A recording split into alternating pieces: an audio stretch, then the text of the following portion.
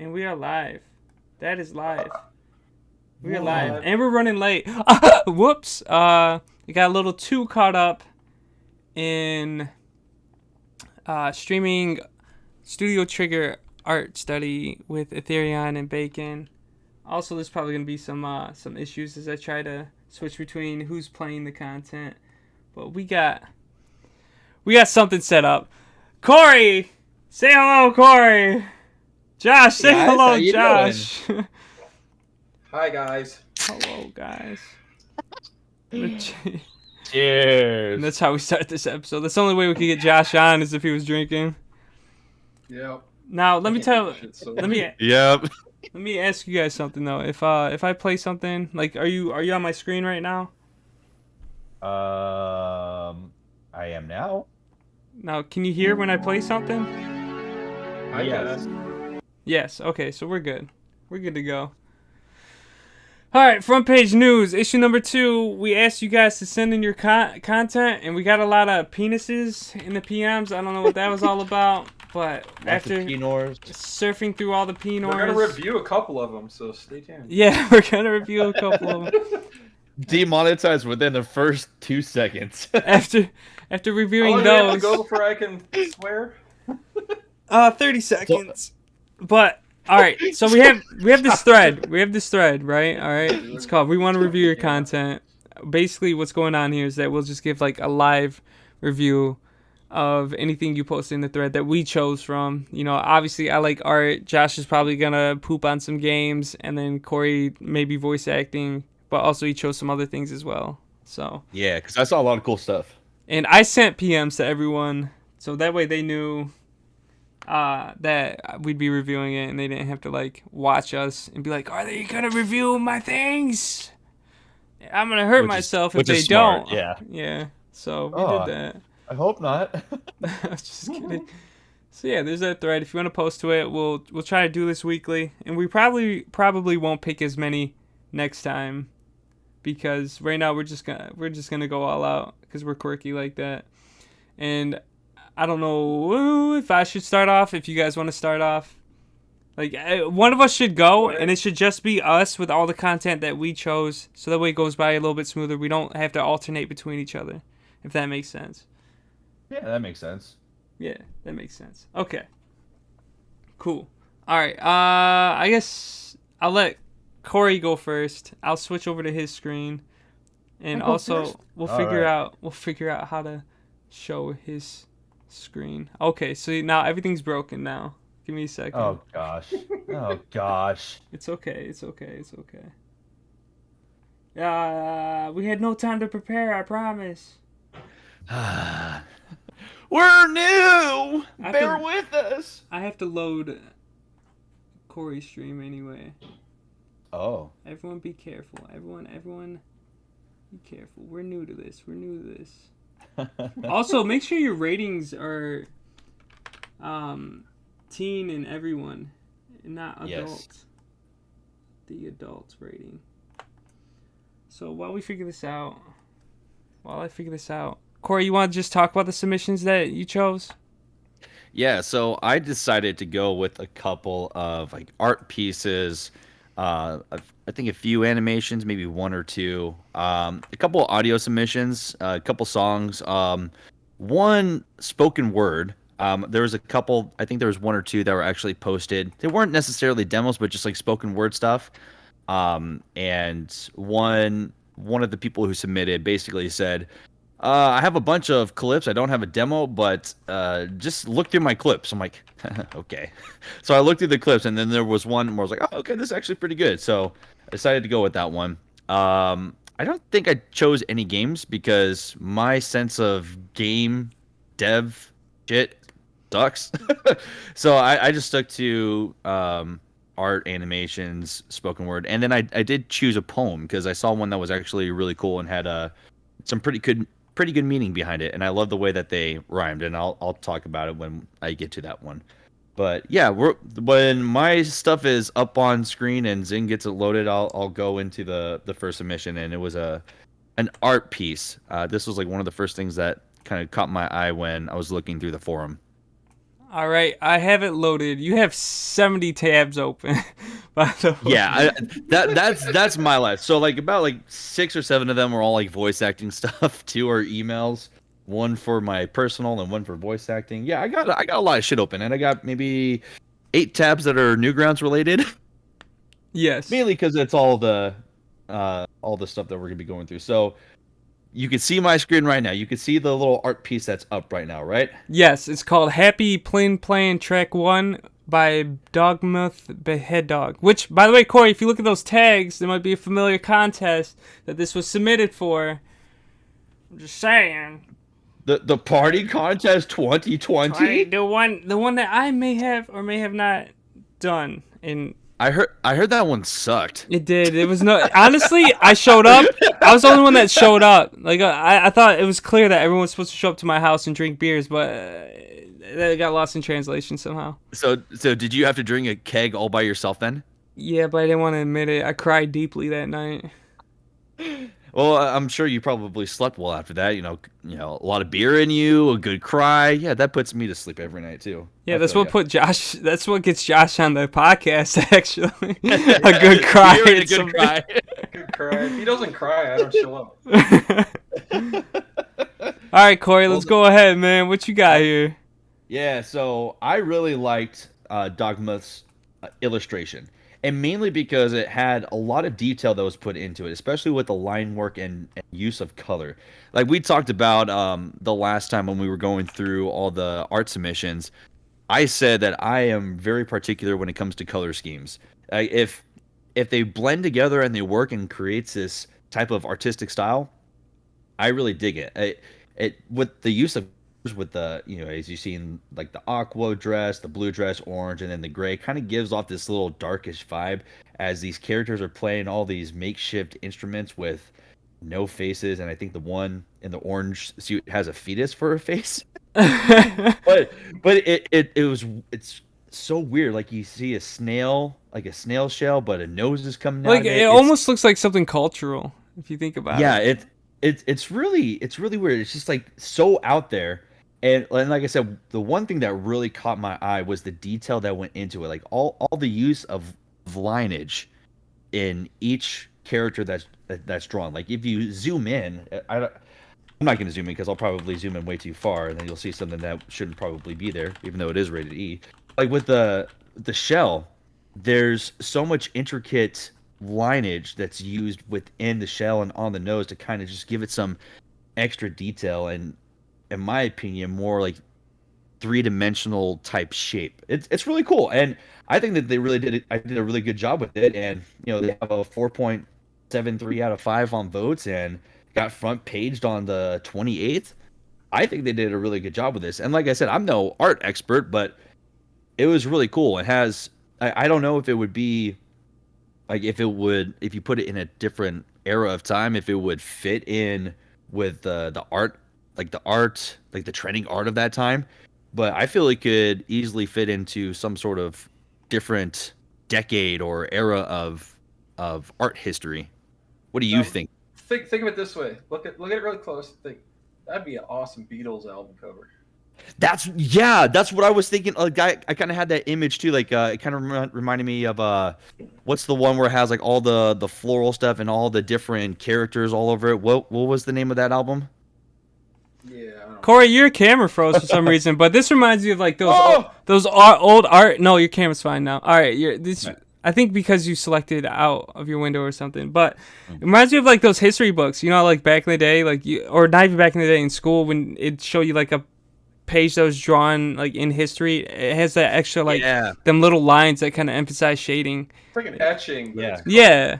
That's what that reminds me of. I love this because it feels traditional, but it's weird. You know what I mean? It feels like something that's culturally significant that happened in the past, but it's weird enough to make you believe in this setting. Like it's not trying to push itself onto you. It's casually freaking weird, which you love. Yeah, it also kind of has that where the wild things grow type vibe. Like the art style. Like that, and I think that's one of the things that pulled me into it, because if you know the art style behind it, the art is also very intricate. It's very traditional like this, and they use excuse me, and like the illustrations of the novel have all that intricate line work in there. So I think that kind of pulled me into it. I'm like, oh, that's cool. Kind of gave me a little bit of a nostalgia vibe too. It's really cool. I like it a lot. Hell yeah. I'd go to that party. I would too. No, I mean, if you look really that closely, no if you look really closely, there's a small gremlin Josh drinking in the background. I see him. Yeah. He's getting wasted. He's It's like acting where's a fool. Waldo? wasted. Yeah. There you go. What else you got for us, Corey? Yeah, all right. So let's go to the next tab. So this one is from Wob Wob Rob. It's a song. It's called Danny the Umbreon Theme. And in their description, they specified that this song was, I guess, a theme song for a Twitch YouTube streamer. Wait. Do you have the YouTube stream up? Could we post the links to these in the chat so that they could go and either view it or rate it as well? Yeah, absolutely. That'd be sweet. That'd be sick. Yeah, let me go post this in the chat real quick. This is for what the heck, guys? Come on. All your passwords are just out in the open. That's crazy. There we go. Okay, so that link is for the art piece that we just looked at, and this is the song. This one is the song. I know, I'm jumping back and forth real quick. Start the song and switch back to the art, and we can enjoy them together. Oh, that's actually not a bad Wait, idea. Josh is mixing pleasures. Yes. So apparently this song was created for the intro of a Twitch streamer and YouTuber, and Wob Wob Rob says that they wanted to inspire some sort of Pokemon theme into it. But when I listened to it, I connected it with two different entities, pretty much. So, can you hear the song? Yes. Okay. And then we'll go back to ooh, it's definitely a party now. I don't know if this music matches the art. This is like really happy. You should be playing a N64 game, I think. Like This is this a fucking? Is this the intro to a Pokemon song, or is it? Well, yeah, that's ultimately what I guess the person who wanted this song commissioned. They wanted it to have a little bit of a Pokemon vibe. But when I listened to it the first time, it sounded to me like it would be a combination of a song from Mario Galaxy mixed with Sonic the Hedgehog. I could see this being a Sonic the Hedgehog song. Just because like the use of the guitar in the background and the chimes and all that good stuff. Like the very beginning reminded me of kind of like the chill atmosphere that Mario Galaxy has. And I was like, ooh, I like that. Yeah. And like I to me, I don't really even hear Pokemon. I just hear like a collaboration of Mario Galaxy and Sonic the Hedgehog. Like I can see Sonic sprinting through a level here, hitting the loop-de-loop right here, jumping off one of the pads and like just beeline destroying some of the enemies. It's really good. It's kind of like just shy of two minutes, but I think it's a little bit more uplifting than I think Sonic might be. Yeah, it's like really uplifting. I feel. I'd even read the description, Corey. It is the Pokemon inspired theme song. I just said Pokemon. Yeah, no, oh, I yeah. hear like Nintendo's like composition sensibilities in there. Yeah, absolutely. It doesn't sound like any specific song, but the sensibilities are there. And it's charming. A lot of things. I like how charming it is. Makes me smile. And like I really like it. It gets you going a little bit. It's like it gets you ready for watching somebody play on Twitch. Yeah, specifically, unrelated. But yeah, I don't know how many. You know what? I'm gonna give Rob a follow because I really like your tune. Yeah. It was uploaded on October 22nd of last year. Has an average rating of 4.64 out of 5 with a vote score only 7 votes. Definitely go give this song a vote. Like if you guys really like it, go give it a rate right now because it does deserve recognition. It is a really good song. I like it a lot. Do you want me to post the link in chat? I did. I did already, but do it again. Do it again. Do it again. Okay, I'll do it again. Don't peer pressure me, dude. Let's go again. Yeah, you get to see a little picture of my family too up there in my little. Oh my. There you go. God. There's the link to there's the link to the song right there. Then this next one of the things that one of the next submissions that I really liked, it was an animation by Tyrant Comics. So Tyrant Comics in our forum post, they posted 3 separate links. One of them being a comic series for this character right here called the Savage Swordsman. And I really wanted to look at the comics because they look freaking awesome. But I guess what they've also gone ahead and done is put some animations together. And this one's really cute. It kind of reminds me of Chutney Glaze a little bit. Because there's no voice acting to it. It's just little thought bubbles that pop up and just tell the story. It has a lot of action. It's a lot of fighting. The Savage Swordsman basically tries to save the princess. And I'll let it play out. But it's a really cute little animation right here.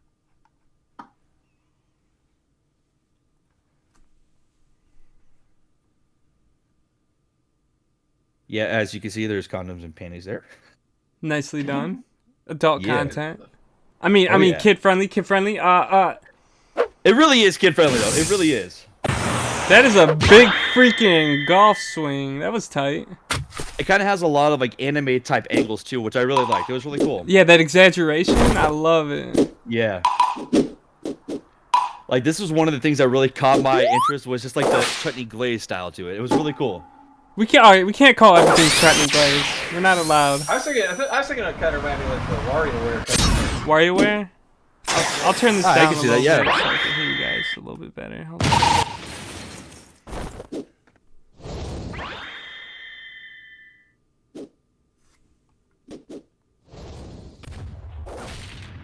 Bam! You feel the impact. That's important. Yeah.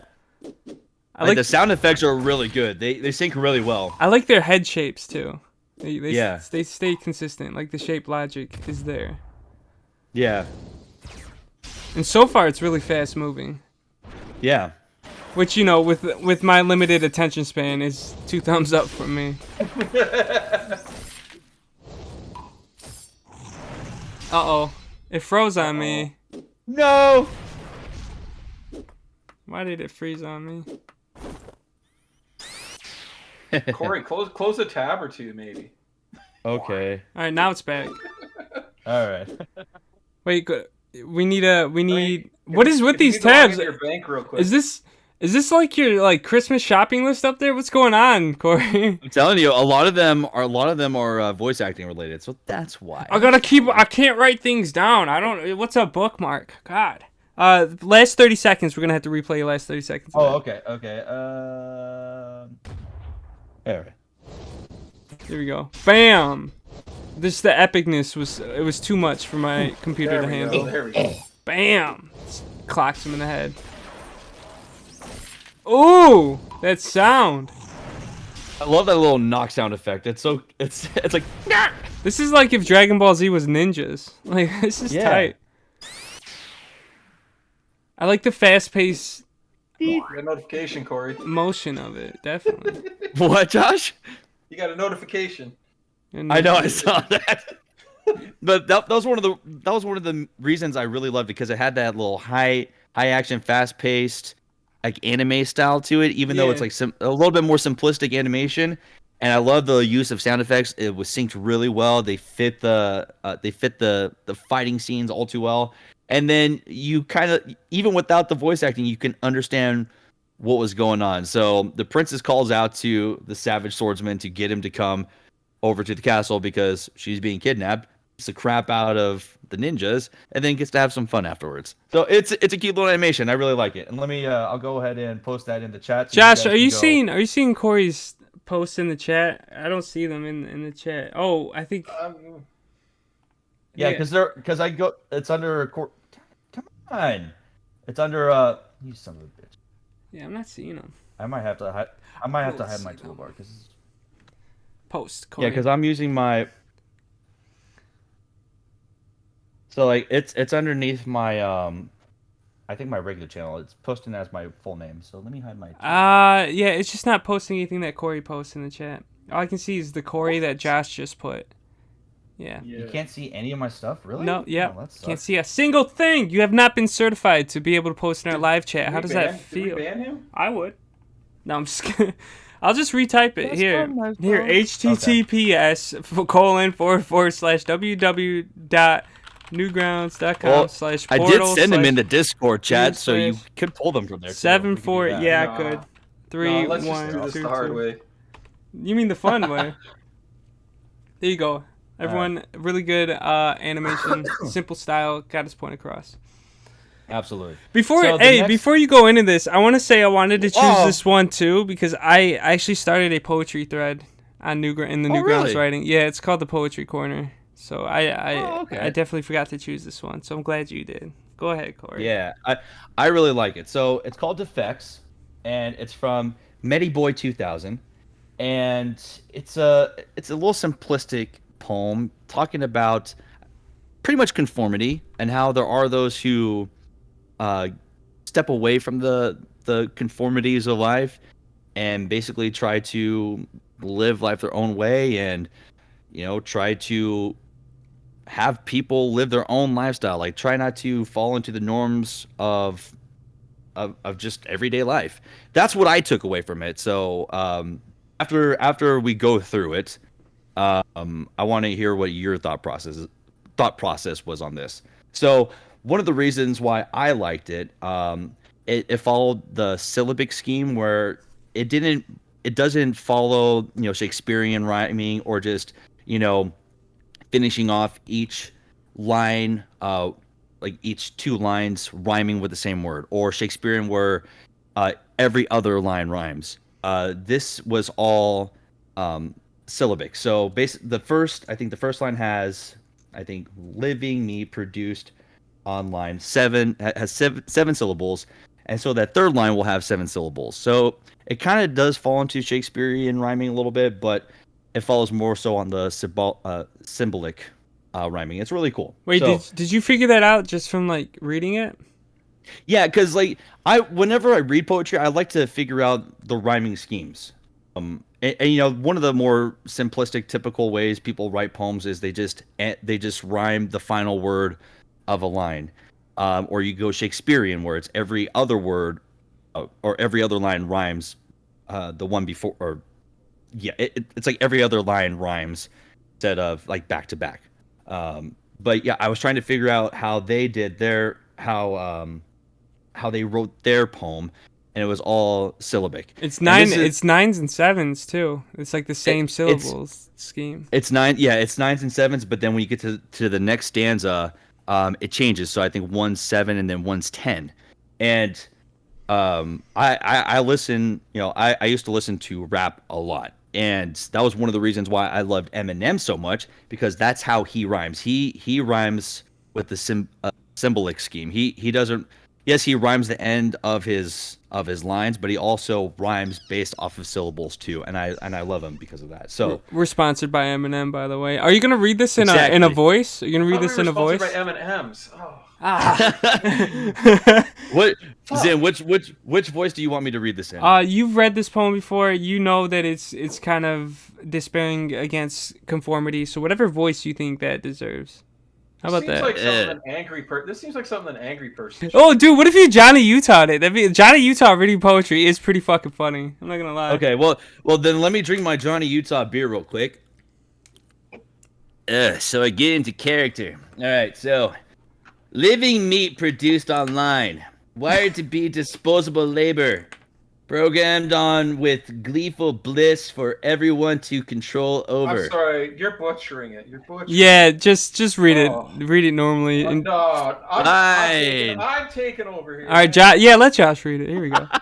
Read it, Josh. I want to hear your sultry real voice. anger. Read it. Living meat produced online, wired to be disposable labor, programmed on with gleeful bliss for everyone to control over. But among all the copycats, some happen to malfunction. Become rational and defiant, aware and diminution. Defects roam among the living meat, searching for ways to validate. But everyone puts them in a cage. The husks won't collaborate. Some in public, some who isolate, gain poison, then spit anger. Against oppressing conformity, struggling ways to differ. Finding refuge in a nice cottage. of ideas and color. We're defects, architects of image. Reprogram new living meat. Meat. I like that the story comes to like an end point. Like everything, Yeah. it recircles back to reprogram new living meat. Exactly. Yeah, Actually, it ends with living meat and starts with living meat. That's kind of cool. Yeah. It's hopeful. It's I can see that. Yeah. Yeah. Give me. Yeah. What are your thought processes on this? He holds a sustained emotion throughout it. It is despairing, but at the same time, you feel that there's this element of intelligence from observation. So I think he gets a point. Its point pretty well. There could be a little bit more on the side of like being more emotional, I suppose. Like you could give some more oomph instead of just having it feel like it's just this indifferent statement. You could put some shock value in it, but that's just my opinion. Not every poem needs dicks and tits. No, but they help. That's all I'm saying. Like imagine at the end, meat. It has meat. That's close enough. it's There you go. There you go. There's just a big ASCII dick at the end of it. Like, oh, now it's perfect. Perfect. It's like the last line becomes living or reprogramming. Wait. Do we can Eight we equals. equals 3. Nice. Next. All right. So here's one of the spoken word submissions that caught my eye a little bit, and it's from Princess Pubert. So Princess Pubert worked with Belthagor on a little spoken word project. I've worked with Belthagor before too. Belthagor just loves putting some written stuff out there and loves to reach out to voice actors and have them record over it. Oh, never mind. That was another one. That was one of the other ones, and that was actually really good because it was Princess Pubert did a very, very good job of narrating that one. That one's like almost 2 minutes long of just straight dialogue. That one's really good too. That one's called Beans, I think. So you go listen to that one too. But this one, it's called Being a Gamer Saved My Life. It's also a little bit of a narration, and Princess Pubert basically tells about a true incident in their lives of how they almost got stabbed to death, but being a gamer saved them. So here's the story. Did I ever tell you guys about the time when being a gamer saved my life? Alright, so I was out walking to the corner store because I needed some more energy drink so I could be at peak gamer performance. When this dude, dressed in all black and cat ear headphones, walks up to me and pulls out the largest knife I'd ever seen. This thing was huge! Like, do you know the Vine where King Bach pulls out the comically large spoon? Yeah! The knife was that freaking big! I almost laughed at how large it was, but then quickly realized I was actually in danger. Then this dude takes like 2 steps closer, points the knife at me, and asks, "Do you know the Konami code?" I grinned and pushed on my glasses and said, "Of course I do," and proceeded to tell him the Konami code. And this dude was stunned. So stunned that his cat ear headphones actually fell back a little bit. Alright, he then says, "If you had gotten it wrong, I would have killed you on the spot. But you seem to be the pinnacle of gamer. Would you like to join my journey in the purging of non-gamers?" And I agreed. So we went on a killing spree and killed anyone who wasn't a gamer. It was pretty wild. Do you guys know the Konami code? That is really good. Holy crap. Do you? What is it, Corey? What is it? It's Konami. No, up, down, I'm left, dead. right, left, up, down, up, down, left, right, BA. Oh wow, you actually know, Josh. All right, I guess you can go join them on their killing spree. Right. You're next. What do we love about this? I love that it circles around. I like that it's casually told in a setting. It's like, oh, he was gonna kill me, but I knew the code. Like everything's like normal. It's good. What I really liked about the entire skit is the delivery. The delivery, it feels conversational. It has the highs and lows. You can feel the simplistic emotion of like the different parts of the story. As Pubert is retelling the story, you have like the certain highs of the story that it's supposed to have a lot of emotion and energy, and then drops back down to where it's just it's normalcy. It's kind of just like you're just casually telling, but like where he's talking about I was in danger, and he whipped out this huge sword. Like that's literally the climax of the story. So you want to basically build it up to get to that climactic point, and then you start the resolution of the story where it's like, no, I knew the Konami code, and then we went off and we killed a bunch of people. So do you know the Konami code? I really loved the delivery of it. I do have one note though, and that's mainly just the plosives. So Pubert was probably just too close to their pop mic, or they didn't have the pop mic, and the plosives were coming in a little too strong. So from a voice acting standpoint, make sure. So as you can see, I have the pop filter right here.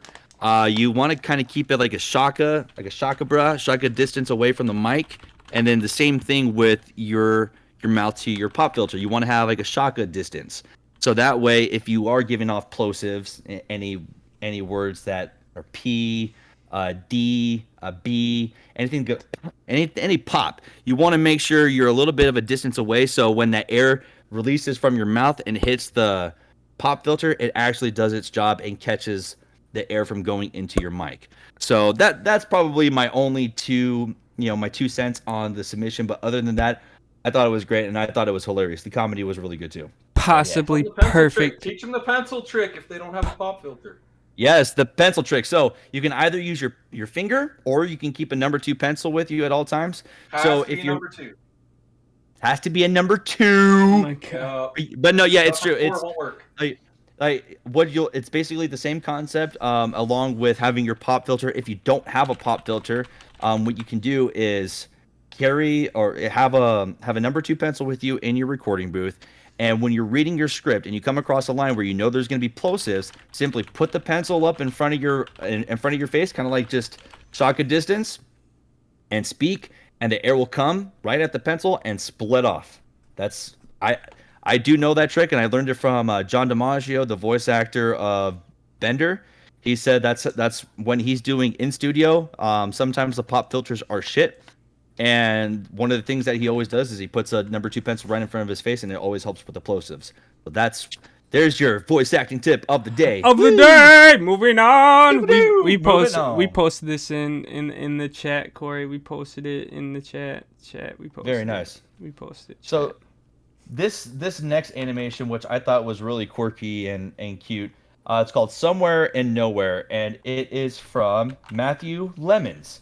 And this is the 8th episode of the series. It's called Heist, and this actually makes me want to go back and watch the entire series because it was actually really funny.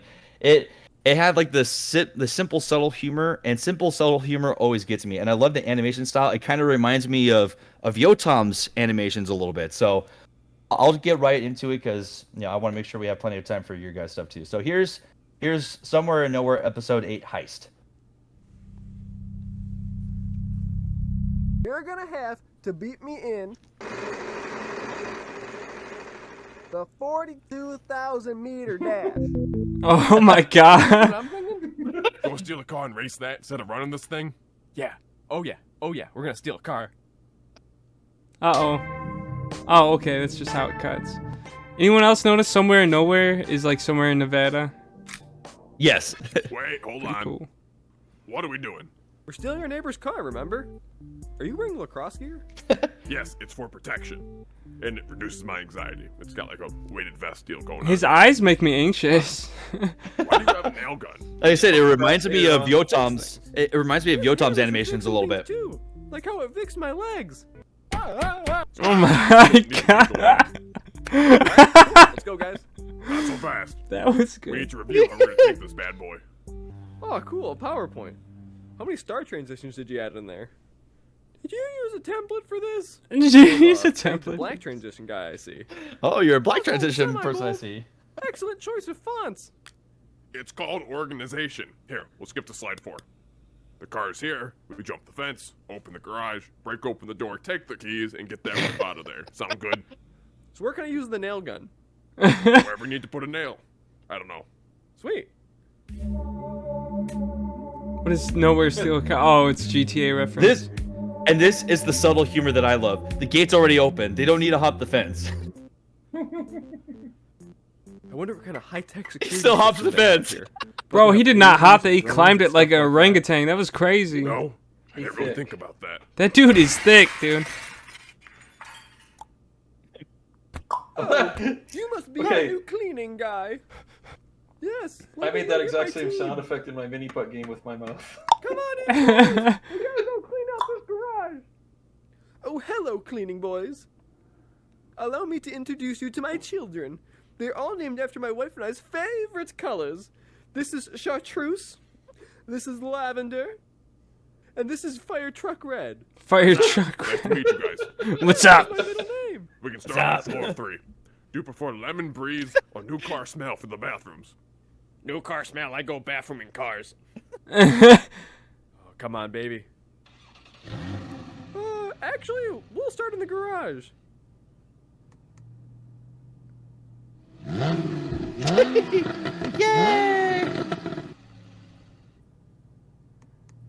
Keep vibrating. We'll be right back. After these messages, we'll be right back. That was pretty cool. Like it just has that subtle humor that I really enjoy. There's another animator out there. His name is Boy Porcelain. He was the one who won the Elon Musk jam with Son of the Musk. There's so much subtle humor in that, and I loved it so much. And it kind of gave me the same vibes. Just the simple jokes, the simple animation, and the animation like brought me back to Yotam's work as well. So it kind of pulled me in on so many aspects, and I really loved it. And I actually will probably go back and watch this entire series because it's really fun. It's really cool. With a lot of early animators, they tend to not know pacing as well, and I feel like that worked in this guy's favor because everything was like one after another, like really quickly Exactly, yep. pushing you along. And in the beginning, you're just hit right off bat with this joke that you got to beat this guy in a 42,000 mile or meter jash, whatever it was. It was like, that's good. This guy's got some style, and I like it. Hook 'em early. That's Absolutely. Do we have this link in the chat? Yeah, Yep. yeah. I posted it. Okay. Good deal. Okay, so we'll go into this next one. And this one, I'm not going to play all of it because it is almost 3.5 minutes. But this one's from Tebracat. And this is one of their submissions from AIM 2021. This was released 420 of all days. Hey. And it's based off of Egg. So I'll just go ahead and play it. And you guys give me your response after maybe like a minute or so into it. We should have talked expectations. I have. Expectation. Well, it's based off of a space fried egg, Yes. so that's kind of comical in itself. This is cool. Yeah. It kind of tickles you with the piano keys in the back. Oh, yeah. Woo! Oh! Ooh, I love that transition right there. Yeah. I will say, like the front page audio has been killing it lately, bro. This hasn't been front Absolutely. page, but this could definitely find its way up there. I can see that too. So I'll let it play to the next transitional point, which is coming up.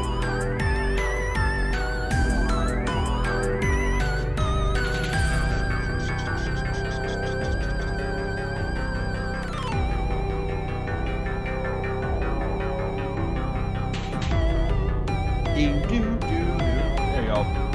You said Doo-doo. Yeah, that was tight. Feeling like buffer. Yeah, I love just like the spacey feel around it. Like it does sound kind of like something you would find like in an old 8-bit space type game. Like that's honestly how I felt. And I if think you like see, a horror, like an upbeat, like happy horror type game, like you'd see in the NES era. yeah, exactly, yeah. Monsters Hey, and shit. Yeah. Yeah, oh yeah. Josh And one just of the made it cool- seem like a retro ass song. Yeah. One of the cool things is you'll see they basically broke down how they wrote the song and basically playing off of all the different chords and like how they transition into the different parts of the song. And I love seeing that. you don't really see a lot of composers or musicians talk about like which chords they use and how they progressed throughout the song. So it was really cool seeing that little breakdown.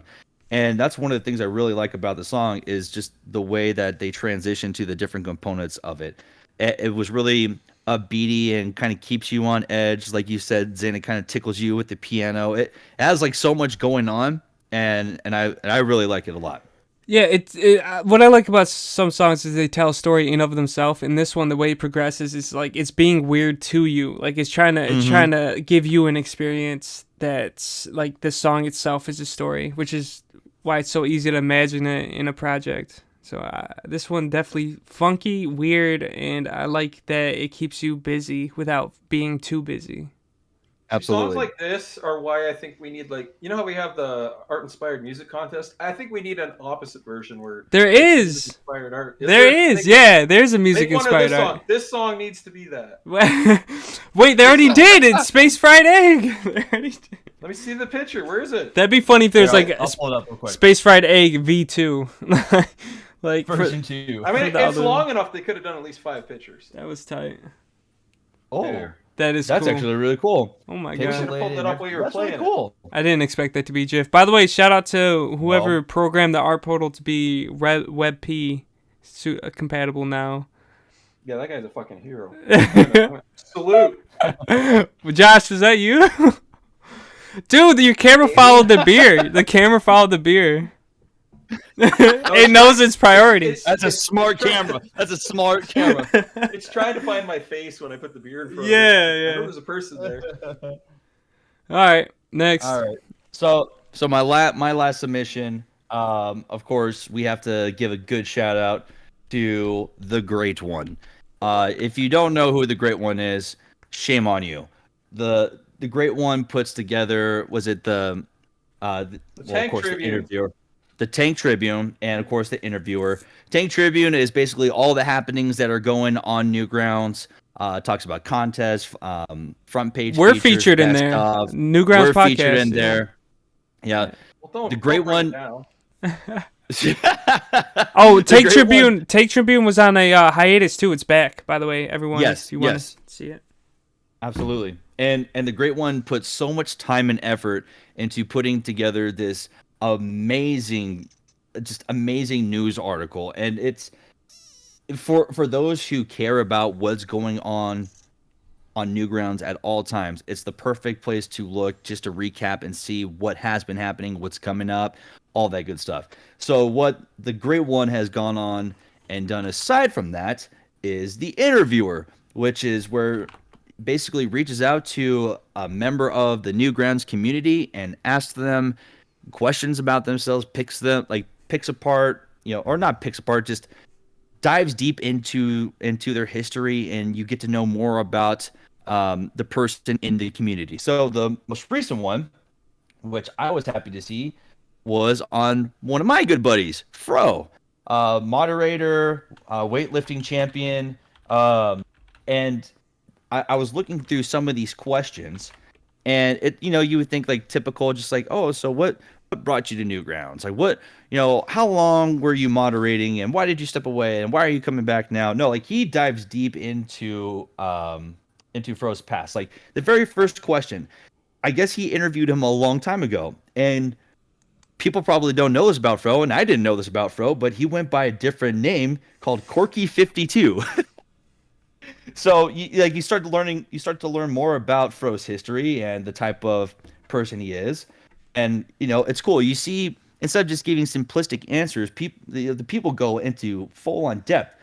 Fro has four paragraphs of just answering this one question, and then it goes into some of the videos that Fro used to do with his buddies, which were some that we turned into skits for the first voice acting collaboration. And his videos are absolutely hilarious. You guys should go watch them. But yeah, then it talks about his football career and how long he played, and the college he went to. It's really in depth and it's really cool. It's basically a print version and a better version of what we do on Newgrounds, on the Newgrounds podcast. We'll bring somebody on and say, hey, do you like animating? Yeah, I've been doing it for 10 years. Cool. Thanks for coming on the show. Whereas the Great One just breaks things down and tries to know like the in-depth information about Newgrounds creators or just people who Do are you involved. know? Do you know what Fro's legacy is on Newgrounds? I do know that Fro. Oh, thanks for the virus protection threat. I know. Fro's trying to hack me right now. That's really funny. But I know that Fro has been a moderator for quite some time on the site. Yeah. He's a big supporter of supporting people, checking out their pages, leaving reviews, leaving ratings. Just an overall great guy. He's also a writer. He posts a lot of His written stuff on his page. his legacy is Pyroscape. It says it right there, making the Pyroscape yeah. series. Because Of course. it was breaking down who Fro entirely Josh, you're laughing, but it's his legacy because it was one of his games that got stolen and put on other websites, and he was given he got sponsorships for making the second one. Like it's it pretty blew up funny. in China too. Like it was like a big hit in China from what he's talked about. And Now, like, are we reviewing the interviewer? Because if I remember, Yeah, that's what he wanted, not like specific interviews, but just like hit. The format. yeah. Like I pulled up this one mainly because it's the latest one he's done. Now at the top of it says it's issue 174, but he has a full-on list of all the previous interviews that he's done, which is really freaking cool. Yeah. Okay, now I can't even see them. But be in One his thing I gotta news. say about the guy too, like he's grown as an interviewer so much. He did one Absolutely. way back where literally what he did, he just looked at my BBS post history and whipped out questions based on that in an email with no follow-ups. Like it was not a great interview. And like to see him go from that to acknowledge that though, and like There he you go. goes on to do these back and forth interviews now and to do this full on tank tribune. Like it's awesome seeing him grow like that. Like it's great. Okay, Absolutely. but if I were to rate the interviewer as a concept, I'm not too fond of someone just sending you questions and being like, type your response to these. So it's like 12 questions you sent them and you type your response. The reason it's so in-depth is because Corey was willing to be that way for the interview. So it's on the person being interviewed to be as in-depth. So in many ways, the person who does the most work is the person being interviewed. Well, one of the things that I do appreciate, and yeah, that's the format of it, where he sends you the questions and you give your answers, and the content's based off of how the person responds. But at the same time, the Great One's going into detail about trying to pick questions that are meaningful and have some value to them, instead of like, so when did you join Newgrounds and why did you join Newgrounds? So like he literally or says he's like, not just going through the BBS anymore and just picking up. Yeah. No, I get Yeah. that. He does his research, but I don't like that format of just like, oh, answer these. Yeah, like I would prefer a I would love to conversation. get in a Discord with him. Yeah, get in Yeah. a Discord. Or Even if like- it's a text-based- Or like Josh, like even like ask them one question, they give you follow up, then you ask them another one. You know what I mean? Just like a Yeah, back and yeah. forth. That would be a little Yeah. more human element to it, and I feel would I could be engaging. I can But ultimately on the other hand, I mean, he's been doing it for how long now? Yeah, Successfully. It's time management wise, like I can totally get why he does it this way. yeah, I see that too. Yeah. It's a little. I don't want to say little commitment, but it's less commitment. Like, oh, I come up with these in-depth questions, I send them to you, and then I get back and I can just post it. Like that's quick. It's hot to the presses. Like I do respect Yeah, that. his first issue was February 10th, 2009. So Yeah, he's been yeah. doing the interview for quite some time. Of course, the first one was with Tom Fulp. Why did you create Newgrounds? That's the first question. I wonder how he grew as an interviewer. Maybe we should have this person on the podcast. You ever think about Well, that? just I scroll wouldn't mind. Corey, Yes. just scroll briefly through this one. Don't even bother reading it. Just kind of get a feel. Notice how Yeah. they're like single line questions, very short Exactly. answers. Go to Yep. like the newest one with Fro, and you see like it's Yes. much more extensive. Yeah. Like, So like now, yeah, it's like it's been that over he's 10 asking years. more Yeah. details. Yeah, he's got. Wait. Let's read the question. Yeah, hold on. Yeah. So the first, like, you go to. No, I you see go these. to- I see these. I want to Okay. read the pros because I get that those are like Okay. single line, but I want to see the kind of research that goes into it. It has been over 10 years since we last spoke here on The Interviewer. Back then, you were Corky52. Back then, you wanted to make a review request Club Flash. what changed for the review request club over the years and you as a person here on Newgrounds? So that is a weighted question, and it has a lot of content to it, to where more than likely you're inspiring someone to give you a good like 2 paragraphs. So I do respect that. Yeah. Yeah, absolutely. So I love what the Great One's doing with both the Tank Tribune and the interviewer. I would love to have the Great One on NGP just to pick their brain and see, like, find out ultimately why they wanted to do both sides of Tank Tribune and the interviewer. So I've always loved it and I've always appreciated it. It's really cool seeing this. Hell yeah. All right, what else we got, Corey? That's it for me. That was my last submission. So Oh, thank God. I'm gonna. You wanted me to go first. I did. We got 5 minutes left, guys. We got 5 minutes left. 5 minutes left. Here, I'll breeze through the art real quick. We got this. Let's see. Can we capture my window real quick? Thank you, Corey. Everyone that was Corey. Corey, you might know him from the Newgrounds podcast. He's been. Yeah. He's the guy that does. I'm the guy who does I'm the guy who does things with his throat for money. Wait, what? Vocal stuff. You're saying that out loud. That was our I do side stuff project. with my mouth for money. All right, let's go. I have a notepad open on my desktop that I have to find. This is awesome. Hold on. Here we go. See, this is why you just open a bunch of tabs in, then you don't need a notepad. That's true. Exactly. He got me there, folks. I've been owned. Pound. All right, here we go. Are you guys ready for this? It's about to be the freaking art talk. Yeah. It's a throwback. All right, Hey guys, it's the Zinzinix here. These submissions were from Scoops. I'll probably go over something really quick too. They wanted an art review. This is Late to Class by Scoops. I'm gonna have to post this in chat too. I gotta multitask here. Let's go. Okay. See, it's not so easy, is it? It is. It's done. All right.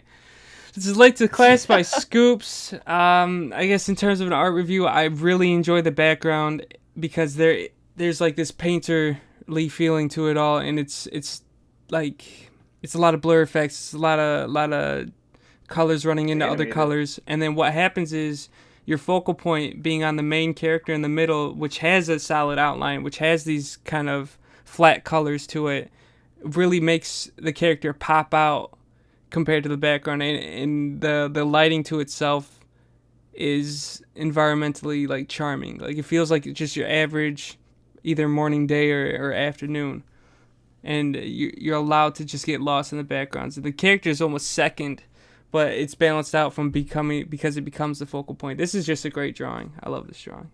It's good. I like what you did with your techniques there. I like what you did, and I'll throw that into my art folder. You guys have anything to add upon that, or should I just keep moving on with the art? No, I just appreciate like the angles in the background. The way the background doesn't look like flat or linear, which a lot of people have a hard time with perspective as it is. But to do something so organic like that is amazing. Yes, good point. Oh my God. Yeah, like kind of building off of that. Like I love how you pointed out that the main focal point of the girl running, she's outlined and you see that, whereas everything in the background looks more realistic. It has the bends and curves of like the 3-dimension aspect of things. So I love the blending of both 2D and 3D. It's really cool. Yeah. Here's an element you might not have noticed. Either there's a crack in the road, or she's carrying an invisible sword. Oh, it's a crack in the road, Josh. Come on, man.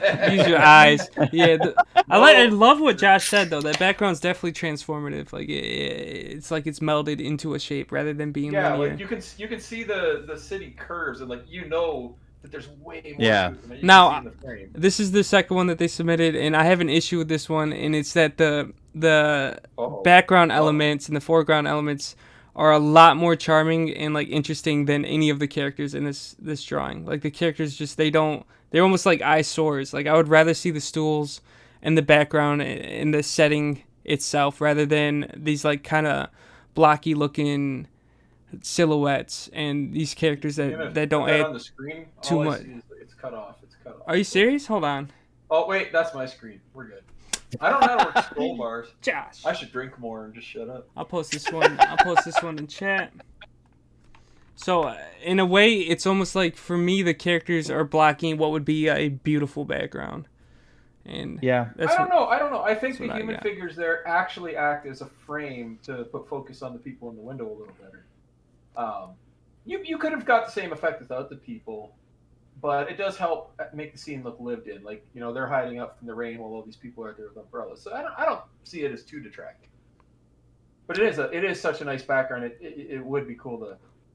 Like, imagine it just the girls then. Like, I almost, like, you sold me on just having the girls in there. Like, I just feel like there's too much blocking too much. You know what I mean? Like, let the drawing breathe a little so I can absorb Well, it. see, and I would assume they're experimenting with blocking in this too, and they're trying to like play with framing and getting the eye to go where you want it to go. And like, I would say they're successful in getting the eye to go, assuming the girls in the window are the focal point. Yeah, I'm just not entertained by it, I guess. That's how it feels. Well, not everything has to be entertaining. You can just appreciate it. I can't. I'm having trouble appreciating it when the background is like the most entertaining part of it. I mean, I'm seeing it's got 4.5 stars, so it's not that unentertaining. No, it's a good drawing. I'm just focusing on feedback. That's how I would have put it. No, that's a fair point. Okay. Next one. Ba-ba-ba-da-da-da. All right, so some people don't venture into the art forums enough, and you need to. There's something cool that Destructin's doing, and they do this a lot. I've done a comic RP with them before. You show up to the art forums, and you can just join this kind of sandbox roleplay comics. You just draw a comic, introduce your character, try not to detract. Like, don't be an ass, be fair. Don't kill other people's characters unless they say you want to be killed. Don't make your character overpowered. Like, you join, you got powers, and it's kind of just this circus of everyone having fun and enjoying themselves. So you should check out Pirate Comic RP. It's cool. Collaborative. I like that. That's cool. Collaborative comics are really fun. I don't know if you're allowed to have fun in the BBS though. I think it's, you just gotta let it rise to the surface.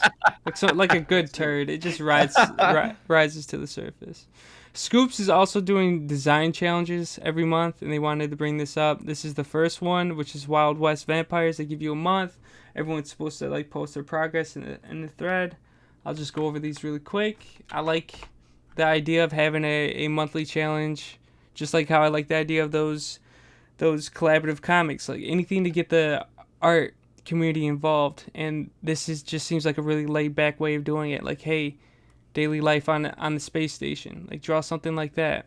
And then they give you kind of a synopsis of it, you know, design, environment, props, machines. So it gives you a reason to study something. And in the latest one, it's designing a weapon set. I think that's interesting as well. They might be a little bit too limiting in, like, oh, you got to design weapons now, but at least you're trying your hand at something that maybe you normally wouldn't. And one of these people... Imagine that as the subject in our Jackbox group, and it's not that limited. Yeah, but then it'd just be a bunch of dicks on handles. Exactly. It's going to be dick swords, yeah. Yeah, it'd be creative. It's just a laser a good that way. shoots out dicks. It's just a good way for inspiring you to maybe check out someone else's ability to create something, and then maybe making you want to create something. Are you participating in any of these? Haha, no. Why not? I'm too busy, man. That's how it feels. I'm gonna link the BBS thread for the comics. I'm gonna link the design challenge number 3. Because we also got the Midsummer Rumble going on, which is something I fell behind in. There's always a lot of things you can do in art, and anything daily or weekly, like it is tough to balance. And in this way, you have a lot to choose from at the very least. But at least everybody's got something they can jump in on this summer. So. Yes. So this is a little madness piece. I just want to go over it. I think that the colors are a little bit off. I think if anything, do me a favor and click the image so it's like full screen. So it's like that? Like that, yeah. So you can only view a fourth of the image at a time? Well, no, it's on the stream. It's like kind of hard to tell what's going on, so I wanted to get a closer look there. Oh, I see. Well, it's dark. Colors are muted. Yeah. That's the problem here. I think if anything, I know what you were going for is like someone hiding in the shadows, but you need to have some type of color that stands out against the other ones. That this way we can have some type of definition on this building or a definition in the background. If you would have made the background a brighter red, then you could see Hank's silhouette a lot better. Yeah. Just and like the eyes glowing, like they imply that there's a light source, but it's faded, which doesn't scream light source, you know? yeah, I would have went a little bit easier on the glow, and then just try to define the silhouette using the background colors and let the foreground kind of be brighter, so that Hank really does disappear into his little cubby hole right here. Yeah. I'll give this 4.5 too. I think I'll post that one. And then we move on to the next one. This next one is called Cassette Girl. It's by an original joke. You can only guess what the content is based on that title. It's Cassette Girl. Oh shit, it's Cassette Girl. No way. Already gave it 5 stars and hearted it, but the thing that I like about this is it's a simple style. The only thing I don't like is that the anatomy kind of falls flat where it shouldn't. So where the hips are, you're given this kind of, you get the rib cage, you get the stomach, but then the hips are super pointy. Like you needed a little bit of depth. More so because of the sweatshirt though, if anything. Imagine a sweatshirt. Imagine a sweatshirt sitting on your hips like that. Like imagine her hips right now from the stomach.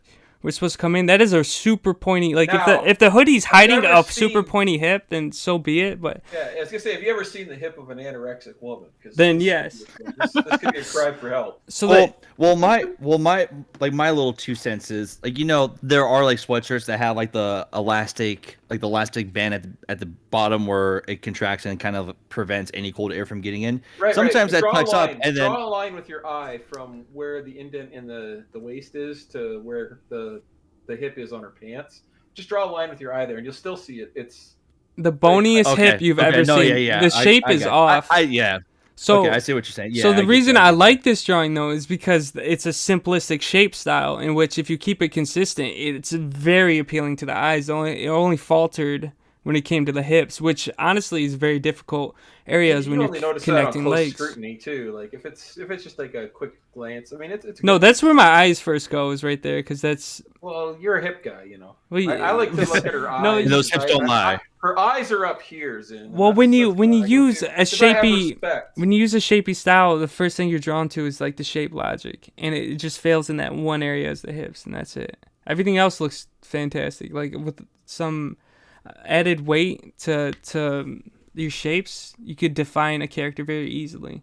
I guarantee their other drawings are fantastic with the shapes. You see what I'm saying? You had Spazer. Yeah, Spazer in the chat saying, "Is there any way that we can pick apart her eyes? Is there any way that we can part her eyes?" No, her eyes are okay, but you're right. They could use a little. Well, yeah. So here's the thing. That's nitpicking. The angle of the hat. Well, the angle of the hat causes an illusion where the left eye looks giant, and sometimes as an artist, you do have to acknowledge when there's an optical illusion. You will want to shrink the one that looks big, even though realistically it should be the same size. You might want to consider shrinking it. Just because of the illusion that the angle causes. So that's just a tip. That's a good point. What Spazer's biggest gripe is, Spazer's biggest gripe though is the fact that the eyes go way up into her forehead, pretty much. Don't be that's a kind of what my grandma's eyes took up 80% of her face. That's just being really picky. Okay, God, Spazer. Have you never seen an anime? It's half their face is their eyes. Whenever you review art, you got to know what True. you're working with. I chose this. It's obviously a very beginner artist. The Souls of the Damned Call by Pale Artist, and I think what they need to do is just add a little bit more contrast. Stop focusing so much on the blurring. The colors are taken away. I would try, what's it called, vector shadows or I forget what it's. I appreciate the monochrome attempts, but definitely the way the highlight on the face is cool and all. There's some technical skill there. It's just it's gonna grow. It's coming up. Eliminate all blurring on this, and then just use regular shading. So when anyone who's an artist, when you're I don't know, 13 to 16, and you're just starting out in Photoshop. Has anybody not done the background where they just use the smudge tool? All the time, yeah. That's a rite of passage. That's not a bad background. For a simple background, that's fine. Yeah. That's doing those. That's a rite of passage. But I would definitely stick to just binary shading. Just simple flat shading. No blur tool. We live in a non-binary world now, Zin. And so just learn how be to, tolerant. because when you have a style like this and it's like relies on no line art, it's literally just shapes. Learn how to make your shapes pop out through the shading, like really contrast the shading. He does have a good base concept of contrast, but the shading, like you said, is kind of what ruins it. Oh, what do I do? I'll do 4. I can see that too. I'm looking forward to see how he grows. This one a little Here we go. contemporary. Obviously, you got FNF and Madness. It's just, I mean, look, it's 4.96 because of FNF and Madness, and I like this drawing. Week 8. So, what do we like about this? I like that the line art is clearly defined. I like that everything has a way of taking up space. Let's see, back here. Back in the background, one of the characters is lost, though. You can't really see him, but that might just be the resolution. Like, if I try to zoom over, like, I can barely tell that Hank is back there. And then Tricky looks phenomenal, though. I love the way Tricky's face is really dynamic shape-wise. Like, his teeth kind of go back into his head shape. It just looks hella nice. There's a lot of understanding of the way that these shapes take up space. And it just looks like fun. The movement, the tilt of the vehicle with the hand, and then the light reflection from Tricky naturally moves you around. Like, you don't, like, boyfriend and girlfriend there are not, like, standing out, like, vibrantly and color-wise. But the way that the composition is, it draws your eye towards them. So you take in everything, and they're the last thing you take in. So you're like, oh, here's this scene. Oh, and they're running from it. It's kind of neat. That is really neat. You see it in a specific order. And the fact you brought up the hand, like Tricky's hand to was that Santos's hand, like in between that is where he was trying to lead your eyes, as well as like you said, the headlight and then Tricky's eyes. Like they did a nice way of like trying to force you into seeing the boyfriend and girlfriend. That's intelligent. Yeah, that's tough to do. It's very intelligent. Absolutely, yeah, that's really cool. I'll give you a follow. That was really nice. All right, we're moving on. Oh wait, did I post this one in chat? This one's in chat. Bonk. Take that. Now we'll move on. Next one is by Murasaki Noodle, which I think I'm familiar with because of the Secret Santa last year, but I think I might have followed them before that. And this one's called Makoto. Now, this one's difficult because I like the base drawing, but it's so cluttered by the background that... Can you zoom in and show the background caricatures there? Yeah. It's Makoto. It must be like their sprite in the fighting game. So the base drawing itself has all these lines, all these nice, neat shadings. It's like, it's almost flowing with the way that the colors work. Like, it reminds you of like a kaleidoscope or the way where someone on an acid trip might see someone. But the point being is that there's this nice way of producing this lighting based on all these small details and coloring schemes. And all of that becomes really cluttered compared to this background. Like, if this background is just a simple background, this would be really appealing because all the negative space would really let you soak in all these tiny lines, all these tiny ways of using shadows. But instead, the background just kind of makes it look like he's a chameleon against it. And that's really all I got. What I'm noticing, too, is like that gradient in the background, how they play on that with the degree of shading on the sprite as it goes across. Like, I like what they did there. I feel like if they would have made it a little more contrast and did like they almost got it on the second image there, but not quite. But if they did like the vibrant color with lower contrast, it definitely would have had like that retro pop art look, and then the character would have popped really well. But yeah, like you said, like the line definition on that background is way too close to the foreground character, and I can tell what they were going for, but yeah, it all washes out. Yeah, like if you wanted to keep the sprite character in the background, just eliminate all the noise, keep the sprite character in the background, and just make that a silhouette of a basic color. Yeah, and that would have looked maybe like flatten the sprite a little more than you did, just to make it less line art. Like if you get rid of the line art in the background, the line art in the foreground will pop. Yeah. All right, that was this one that's in chat. And then we'll go ahead and move on to Space Rabbit by Serene Falconer. Space Rabbit by Serene Falconer. This one's going to be a lot simpler to break down because it's mainly just judging based on the character art itself.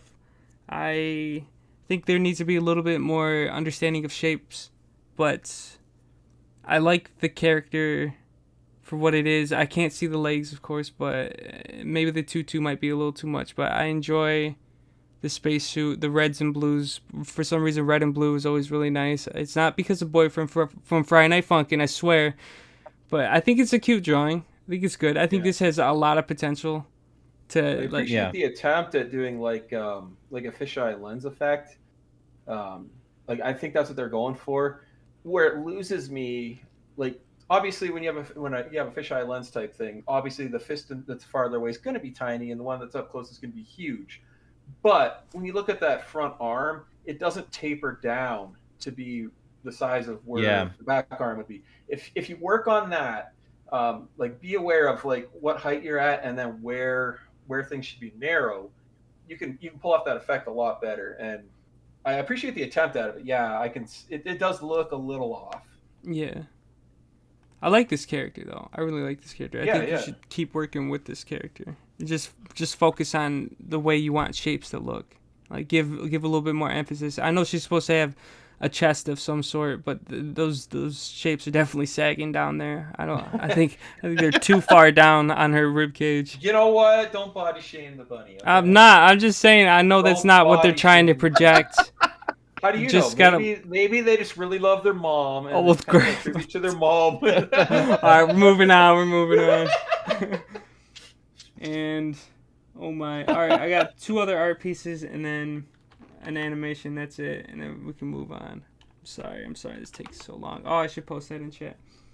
This next one, me and Corey actually looked on it for the first front page news, and they wanted an actual review instead of like, oh, that's Afro Samurai. And I would love to review this piece because I already gave it 5 stars and favorited it. Negative space wise, God, it's brilliant. The fact that white persists and then he's in this monochrome type of drawing, it feels real good, and the red just stands out against it. Thematically speaking, you let the drawing breathe while telling its story really easily. If anybody watches this or sees this drawing, they understand at least something about the character and the fact that it's like solemn in some way, that he's either contemplating or carries some type of depth because of the amount of emotion that you feel from the red, from the blank background, and from him being monochrome. Like it's really well done. This just looks nice. And like aside from the character, like just having the red sun there, just like the weight of Japanese samurai culture, you feel that. Yeah. Even if you didn't know who Afro Ninja was or Samurai Ninja, the fucking Afro Samurai. It's a classic. Afro Ninja. Afro Ninja's a good friend of mine. Speaking of him, unrelated to Afro Samurai. What I really love is the use of transparency and opacity, like around the border of that's a good point. Of the illustration, like right at the bottom, it kind of looks like there's smoke rising up, or there's just like some sort of fog just or maybe around maybe a distant memory. That's the only gripe I have. Yeah, exactly. The fade at the bottom, I think it would have been more successful if he did it in layers. Like if he had more of a fade with the sword in front of it, and then it's like so it looked more like you said, like a fog, rather than I'm just looking at the picture. Well, I don't know how to crop this. No, it kind of looks like a faded memory, but I do wish the sword was more defined, like over top of it. You're right. That would leaving that stand out would be sick. I mean, it could still fade, but like do them on slightly different levels, and I think that would have created a better optical effect. That's good. Yeah, I think that would make the sword pop a little bit more. Yeah. So if we compare that one to this one, like it's not the same drawing, but because you can feel a different kind of like emotion into it. You can feel that this one is sulking in some way, and that just the radiating of that energy, the black lines, and the fact that it's not a red mist that kind of incorporated that fog that Corey was talking about. Instead, it's just like the sun is dripping. Like it looks ominous, And Yeah, he's almost like a coiled snake is like the vibe I get. she did really well setting those two drawings apart, but still using the same theme. That was cool. It's a cool contrast that any artist should enjoy being able to take from. So, well done. That's gonna be Kanye's next album cover art too, by the way. Yeah. That's true. That's a good point. Should ask. He always has teddy bears on him. He does. Yeah. All right. That's it for art talks, but we'll move on to this animation. It's by Bowl Cut Pug. I like Bowl Cut Pug. I was gonna review his other one, his other animation that I've seen before, but I've seen it before. So we just watched this simple little animation.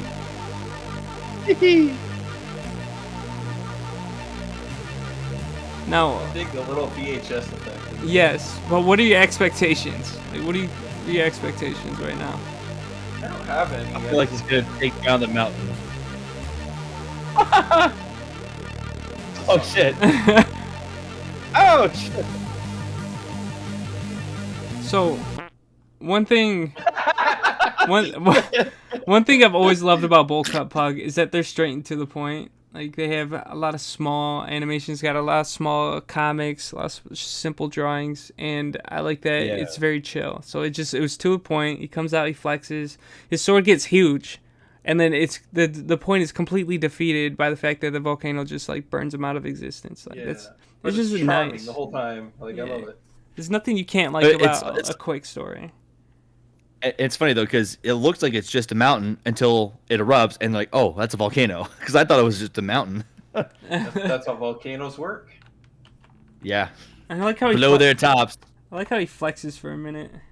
He's like, I'm out here. I was like, what is this, a He-Man reference? And then it turns out I just love the little ouch at the very end. Like, he's still alive. All right, Josh. My favorite part was the. That's my favorite. Yeah, the little part at the end. Add farts to your submission if you want Josh to review it. It's a fact. That's right. All right. Am I up? Are we doing this? Yeah, we doing this. Yeah. All right. Well, first thing I got to talk about, I went through, we didn't have a ton of game submissions in the thread, so I just grabbed pretty much all of them. There was one I didn't grab that I do want to give a shout out to. That was Gloom by Quing. I did talk about that when we did our Flash Animation Jam show, so I didn't want to spend too much time on that. But it was a neat game that was like definitely a throwback to like really old school Flash games where we tried to experiment. He did like 3D without actually doing 3D, so definitely worth checking out. But out of all the other ones that I haven't talked about before, these are the 5 we got. So we're going to start with FNF coloring book. I'm assuming this guy's European or Canadian because he's got a U in coloring. And so, yeah. So let's pop that on here. We got, this is made in Flash. You can tell because it has the fucking Flash ad thing that doesn't work anymore. Anybody recognize the music? This is yeah. I've never heard of this. I remember this. It's from right, Sonic so- Adventure 2. This is literally the game. You click a color, you click what you want. Now notice, I clicked on a dark navy and I clicked a shirt and it's gray. I click yellow. I click a shirt, it's yellow. Okay. I click blue, it's still yellow. So, I don't know what this box gives your credits. So, Chrono 5 Gaming, idea by Chrono 5, made in Flash 8, etc., etc. So I'm gonna go ahead and give this a big 1. I'm gonna close that to get rid of the music. So yeah, how do you guys like FNF coloring book? What do you think? It clearly has some bugs that need to be fixed. Yeah. And you can What I tell love Cruno. I was like, one of the things that I love about Cruno, because I do follow Cruno, they constantly put out new games, just simplistic games for people to enjoy and to play on Newgrounds. Simple Flash games like this. So I appreciate the fact that Cruno is putting some, just simple games out there. But the fact that there's just new bugs. What I love about Cruno is it's 2021, but he's keeping 2001 alive. Exactly. Respect to Cruno. Like keep it up. Don't fucking stop. I mean, I know I'm harsh. I voted 1, But don't stop, please. Don't. I'd say if anything, go back and fix the color bugs, because I would probably vote a 1-2 simply because, I if came you're here to gonna click on color. Yeah. If I came here to use specific colors, I want my boyfriend to look just like I want the boyfriend that I paint to look just like the one in your description. I don't want him to be yellow because yellow's the only color I can click. Oh, see, I had my heart set on that navy blue, and I couldn't use it, and I just that was it. That was it. Tore your whole family apart. Navy blue work. Just fix the navy blue. Fuck the other colors. Just the navy blue. I think if you do another coloring book though, you need the option to color outside the lines. I think that's important, especially. If I was gonna say though, I'm just glad that he closed up any open spaces, so like you don't just you click on the shirt and then the whole screen turns black because he didn't close up. I can venture a guess at how he made it. Like this is an old school technique where like every body part is a movie clip in Flash. So you have one frame with every color, and you just tell it to go to that color when you do it. It's not really fill tooling. No, but that would take some time though. So the dedication's at least there. Just the execution is flawed. No, I appreciate it knowing how these games are made, and I love it. But I don't love it enough to give it more than 1 star. It looks like at least it's not getting bland. That's the thing. It looks like the early version of This Is the Game. If you've ever played it. Yeah, that's kind of there. Right. It's such a good game. I think it's Nutcase. I bought the updated version of that. It was really good too. Nice. All right, next game we got is Spadigova by GG Magenta. Spadigova. I don't know if I'm pronouncing that right, but Spadigova. Good tongue twister.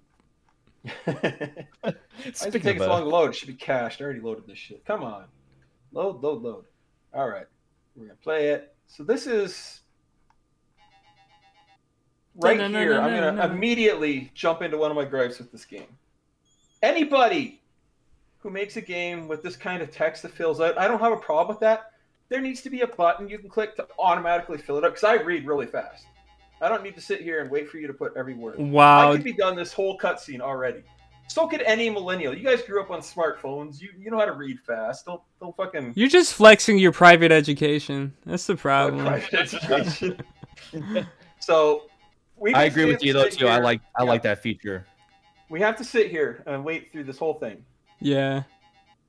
Now, there's some reviews that talk about like the spelling and the grammar in this game.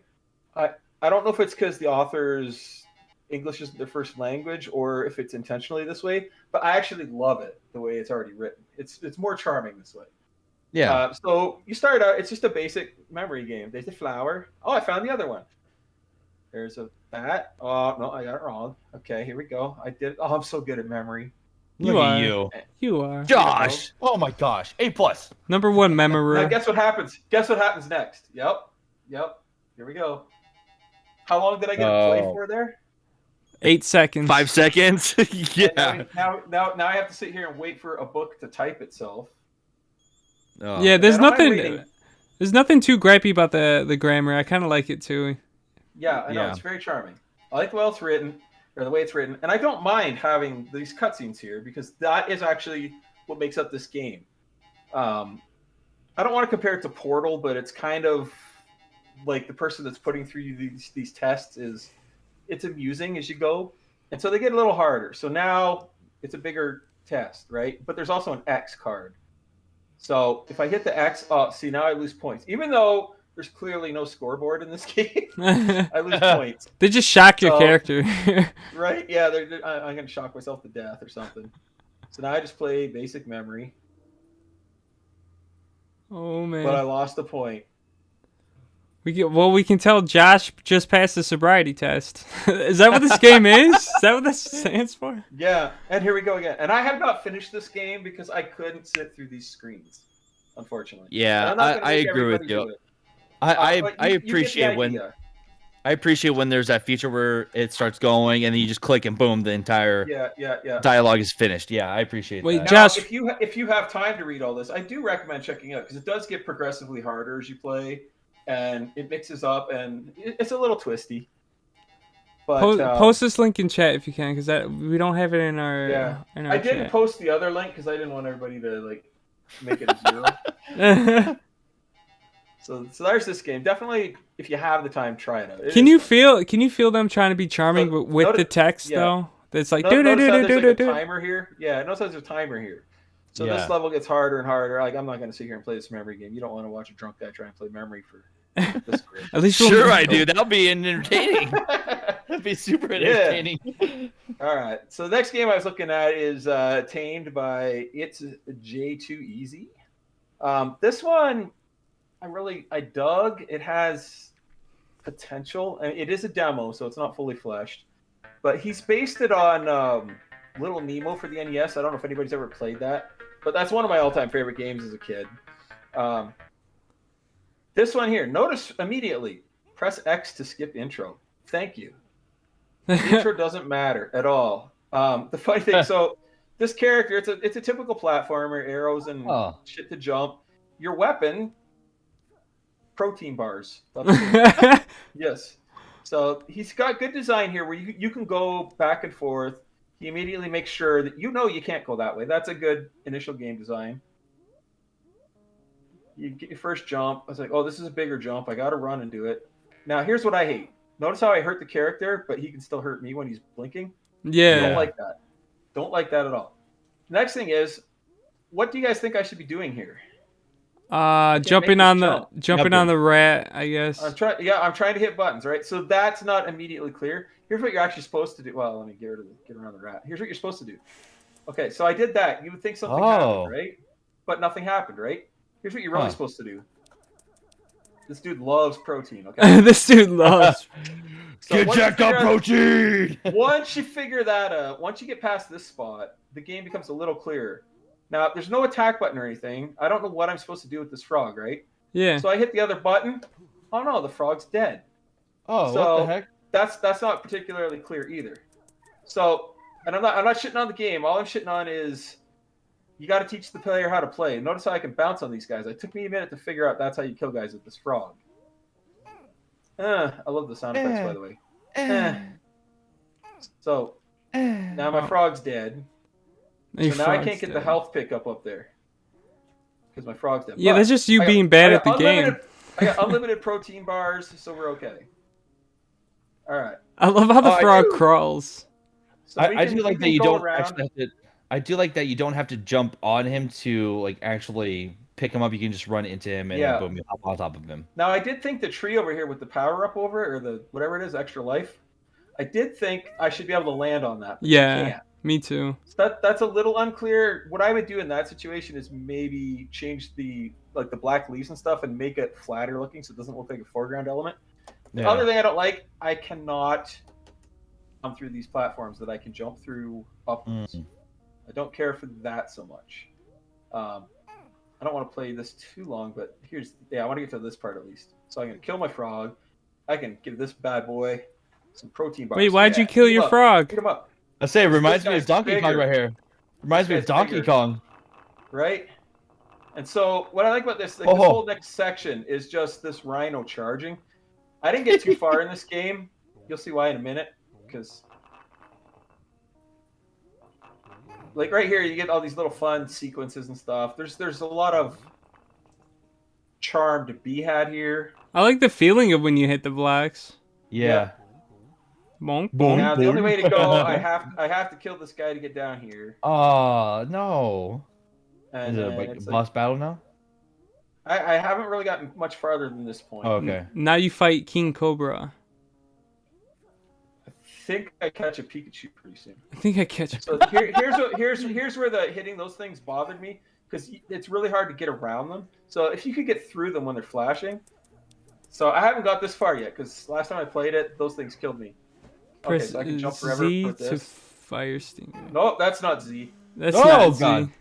That's We've not died. Z. We've had our first But death. look, it has checkpoints. That's very important in That's games. good, Thank okay. you so much. So yeah, this is like. Anyway, I'm just gonna keep dying here, so we're gonna quit. Definitely a charming game with a lot of potential. I really want to see what he does with it outside of this demo. So It's cool. Looking forward to Have that. you been So- rating any of these? Oh yeah, just the first one. That's right. No, I gave scores to the other ones before. I do like that game though. It does have a lot of that old retro 8-bit feel to it, and I always appreciated those games. It kind of Yeah. reminded me of like an old computer, like floppy disk game too. Yes, like, exactly. It had that feel Like, too. those old freeware games, they had like the physics on them was always a little bit off, so you knew it was like a certain game engine, and this felt like that too. A lot of modern HTML5 game engines have that. The jumping in doesn't feel like quite like a Nintendo game or anything like that. It's a little off, but it's good. It's good enough. Mhm. And obviously, this guy's still kind of learning his trade. So like he's done a lot with what he's able to do, and I really think that he's going to go places. So yeah. The next start, one, for I've sure. actually got I got 2 games from Brino here that he put up.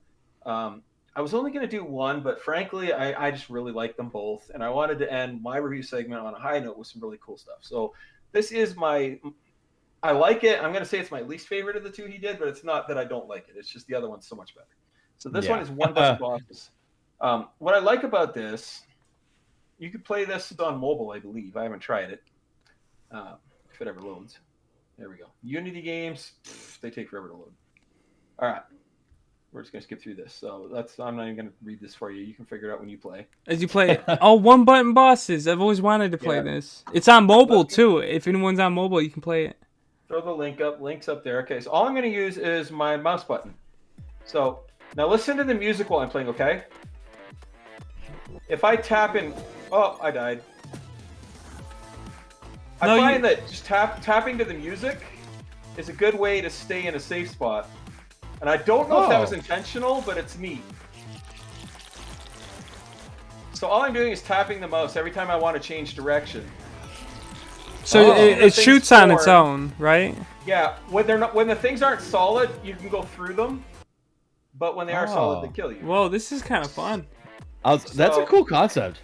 It's a skill game. I guarantee you I was 100 times better at this game this morning when I wasn't drinking. So you just move left and right. Well, Yeah, with one button. I'm literally sitting here bopping my head to the music as I play, and it's kind of helps with the rhythm of how I move and stay in place. The sound effects. No! Oh, the sound effects to the boss sound nice too when it's going. Notice how the music speeds up or pitches up when you're almost dead? Like, that's a cool touch. I'll say, I love the music on this. The music is awesome. Yeah, and it changes, like, as you're in more trouble. And at the top, you'll see the boss has like 500 and some hit points. Oh, you do. You got a health. You got a health bar. I'm never gonna kill this thing. So it's a neat game. It's a great. That's concept. cool. Come on, Josh. 500 more hits, man. 500 more hits. Yeah. That was nothing. How long you got? How long you guys got tonight? You want to? We're already past schedule, so. All right, this is my favorite game out of all the ones that got submitted. When I first played it, I didn't quite think I was gonna like it.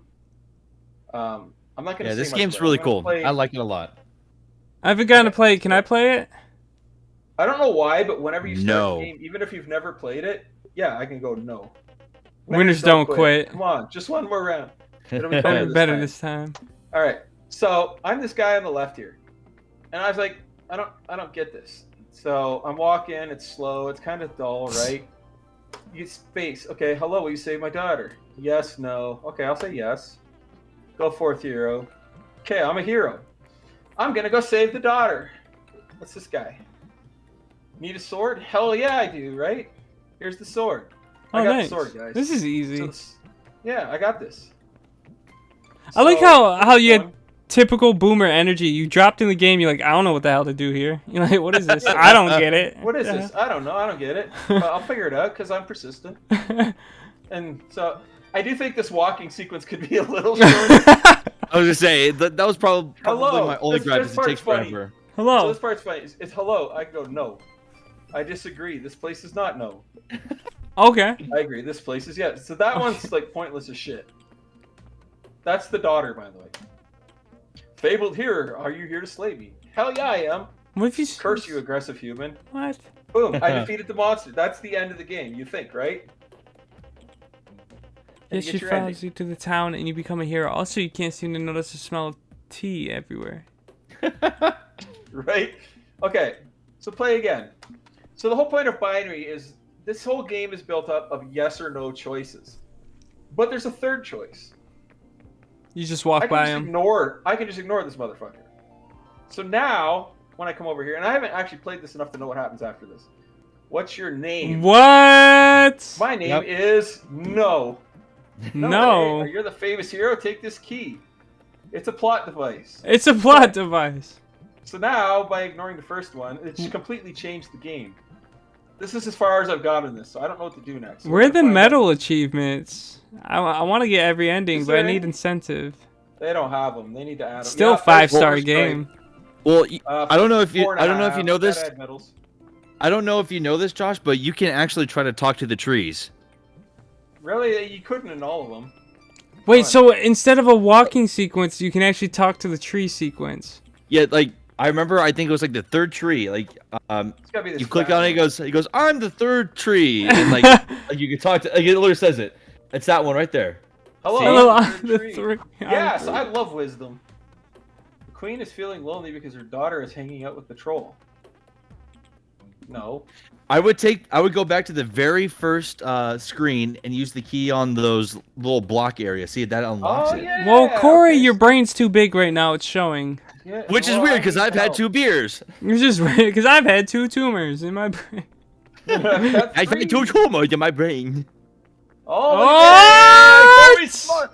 I have been locked in this kitchen forever. This Do you game want is this cake I amazing. baked? Oh, I love cake. Let's get cake. Yes. I'm gonna go all the way to the other side with the cake. Bake that cake. Bake that cake. I'm gonna make you guys watch me walk across this entire game. I like how dopey your character looks. Dun, dun, dun, Right? dun, dun, dun, dun, dun. Turns Yeah, that out. was my only gripe. I would love the walk sequence to be just a little bit quicker. Dun, dun, dun, dun, dun, dun, dun, Wait, dun, maybe dun, one of dun, these dun. trees maybe the third tree wants cake. Hey, third tree, you want cake? Queen's No, feeling you don't lonely. want Nah, It just yeah, wants to give wisdom, Fuck pretty you, much. tree, yeah. That's tight. Fuck you and your wisdom. Fuck you. Alright, see, this dude wants cake. Everybody likes cake. Everybody Like, likes want cake. Everybody cake. Okay, you have your. Would you like me to cut this? Yes! Oh, this is amazing. Dude, he was a homie the whole time.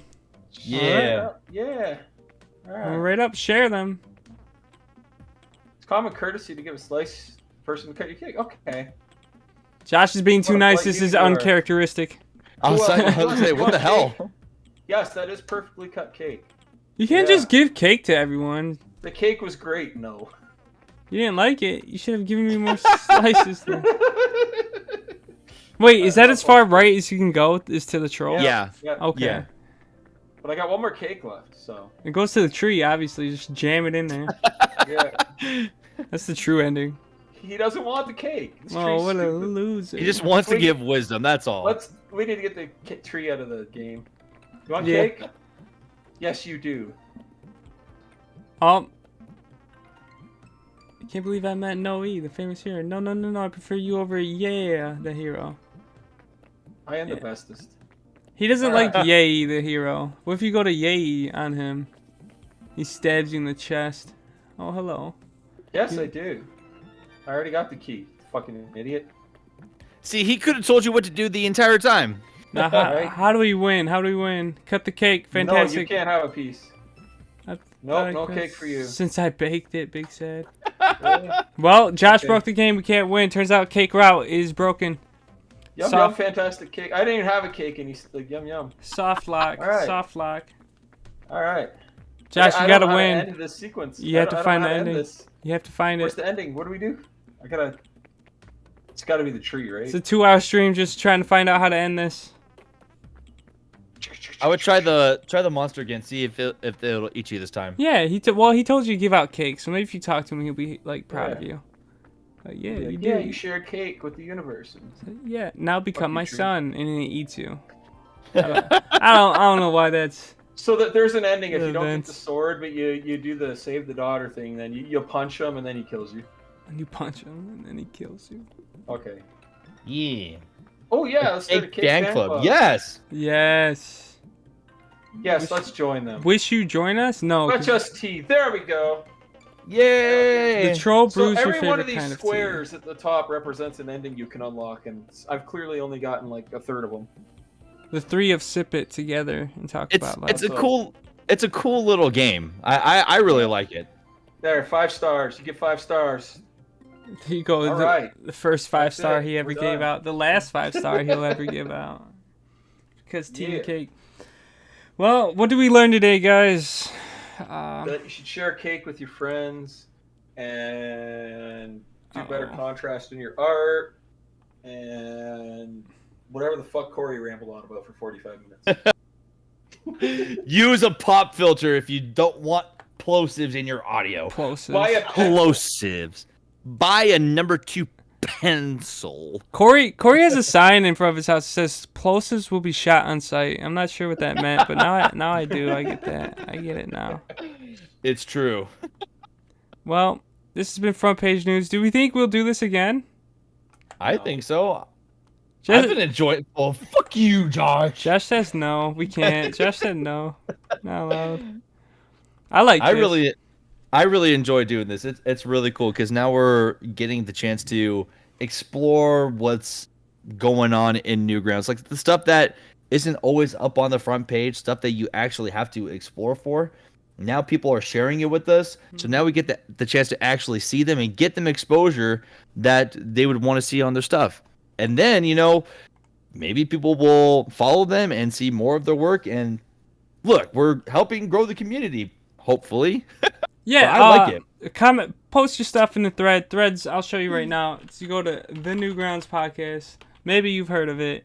There's we want to review your content, or you can just go to collaboration, which is in the BBS, which I know most of you never step foot in, which you need to. I'm sorry. Go down to artists and creators, and it's the last one. It's called collaboration. And it'll be right there. We want to review your content. Let us know how we did. Let us know if you like this segment. Let us know what you want us to review. And we'll probably... Smash that like button! We'll choose... No, never say that, please. Smash it!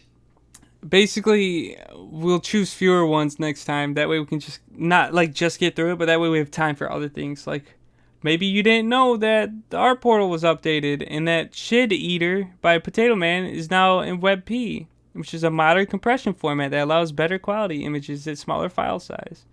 There's a lot of stuff going on Newgrounds. Maybe we could have tried some of the front page games, It'd be fun. You are red, you are blue. That sounds like fun, but we can't get to it today because we reviewed crap for 2 hours.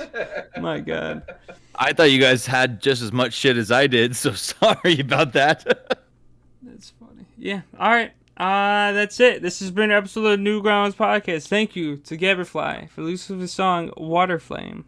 We didn't use it! Wait, what?